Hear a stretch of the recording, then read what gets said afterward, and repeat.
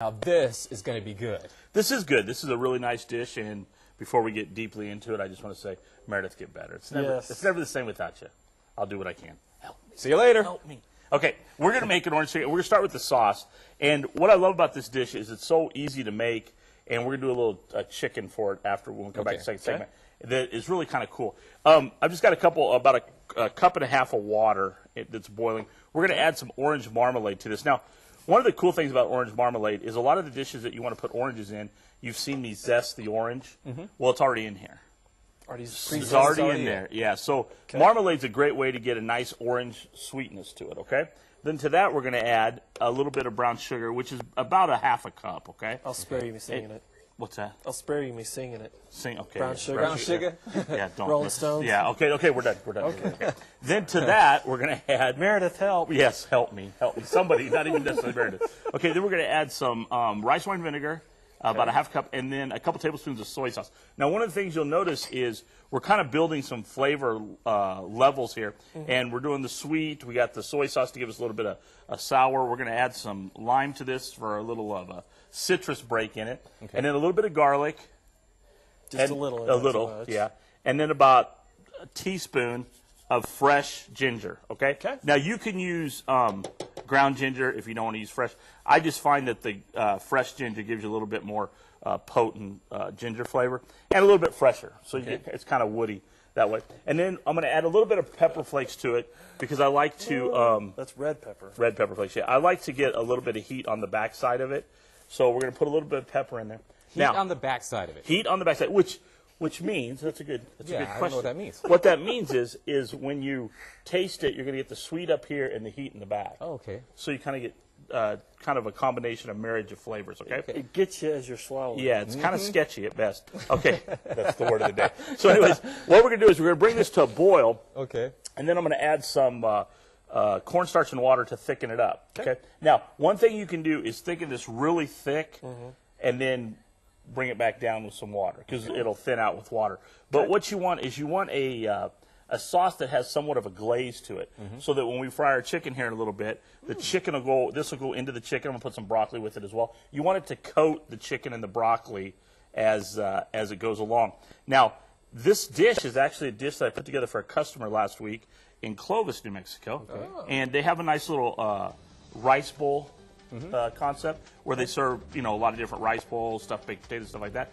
And one of the things that we were looking for in this dish was to make sure cornstarch gets kind of clumpy. We wanted to make sure that we got a nice orange flavor out of it. Well, one of the things I noticed was we were using regular like orange juice or oranges, but when you go to the marmalade, you get a lot of sweetness, a lot of orange, and you get the zest in there. Okay, so this is just part one. We're coming back to finish this up because this is going to be good. It is going to be just good. a little later in the show. A little bit later in the show, and I got a shout out to a special bunch of kids in Spearman. So. Awesome. Cool. Y'all stick around. Much appreciated.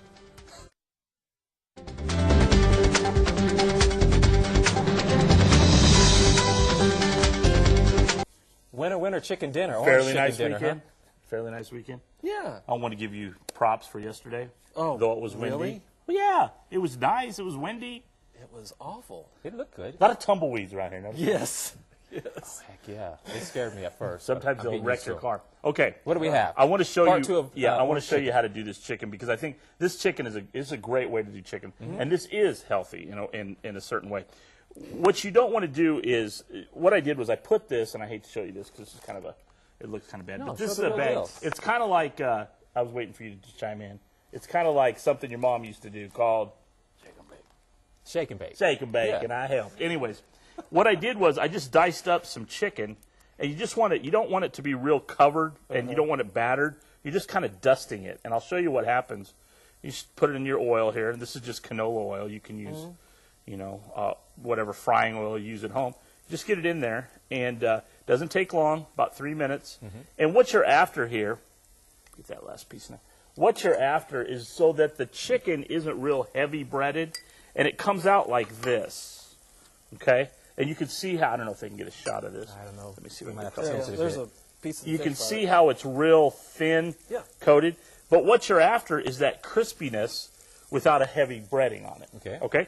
So, and if you got the old fish turner, like I've showed 100 times, it works really good for drinking stuff out of the fry oil, okay? So you're just going to let that fry. Then when you get it done, put it in a bowl like this. You have your orange sauce here. Now, what I've done here is I steamed a little broccoli to go with it. But what you can do is just take your orange sauce, pour it over the top, Nice and then just toss it. Yeah, just toss it around. You're not overdoing it at all. You're not drowning. No. And so you get a real nice coating of the orange sauce on the chicken. And you can see it on the plate there, top it with some green onions. I really like this dish because I'm a firm believer that there's a perceived value to light. Okay? And it's not, I mean, this is not incredibly healthy, but it is incredibly light. And it doesn't take a lot. You get filled up. You have the nice steamed rice. Now, you could use brown rice as well, not just steamed rice. I'm not a big fried rice guy. I like steamed rice, and I think a lot of people do like fried rice. But I like steamed rice because it kind of is a blank canvas, and whatever sauce goes on there, you taste the sauce straight up rather than with all the stuff that goes And with I can that. see you using a gluten-free batter with this too. Yes, absolutely. And actually, the soy sauce is gluten-free too, I might add. So you got a lot of there's some big options there as far as what to do. But I'll tell you, this is a great way to do something really quick, really simple. You get the sauce up. You can keep the sauce in the refrigerator. You can make it up the day before or whatever. I really like the chicken. I mean, broccoli, rice, and chicken. How is that not healthy? Well, but you got about a half a cup of brown sugar. You got a lot of variables in there. But it is. I mean, it does have a healthy thing. Now, before I go, I got to show you if we have the picture here. Oh, we have about 2 minutes. Okay, 2 minutes. Okay.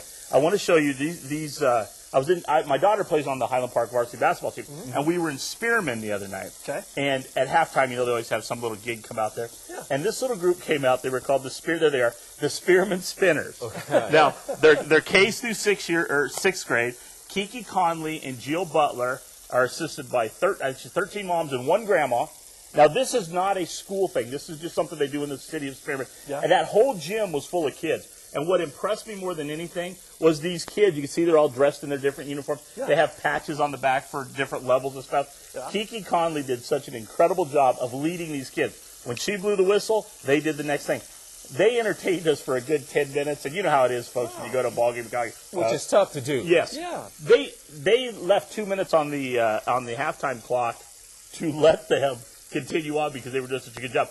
I applaud them for this is part of the good life of good food here because one of the things you have is a bunch of folks who really care about their kids. Yeah. They're out there, spending their time, their resources to do this. So Kiki Conley, Jill Butler, and the city of Spearman, I was thoroughly impressed with the Spearman Spinners.